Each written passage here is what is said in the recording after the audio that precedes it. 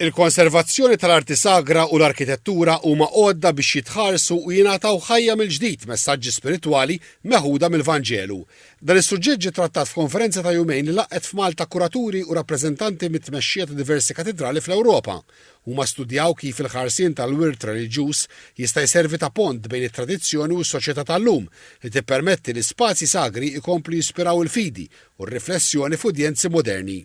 Fil-ftuħ tal-konferenza, il-President tal-Fondazzjoni tal-Konkatedral ta' San Ġwan, Monsinjur Emanuel Aġus, stqar li apparti il-preżentazzjonijiet dwar it-tema ewlenija, il-konferenza kienet mezz kif tlaqqa flimkien professjonisti. Hija importanti ħafna wkoll din il-konferenza mhux biex impoġġu il-Konkatedral fuq mappa Ewropea imma biex noħolqu spazju ta' dialogu għal konservaturi, restawraturi lokali li m'għandhomx dit-tip ta' konferenzi u allura jistgħu jippreżentaw ix-xogħlijiet tagħhom ta' good practices.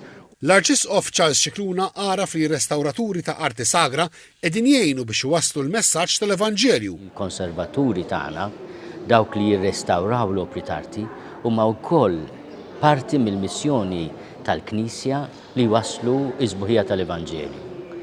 Aħna qed ngħidu allura li waqt li inti opra ta' arti, statwa sabiħa, pittura sabiħa, katedral, terġa' ssiblu sbuħija tiegħu qed ukoll tiskopri s-sbuħija tal-messaġġ li jispirah.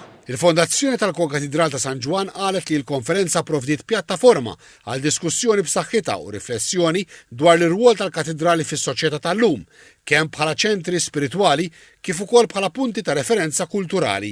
Il-Fondazzjoni temmet tgħid li konferenzi bħal dawn jippożizzjonaw lil konkatedral u l-inizjattivi tal-Fondazzjoni fuq il-mappa kulturali Ewropea u akademika.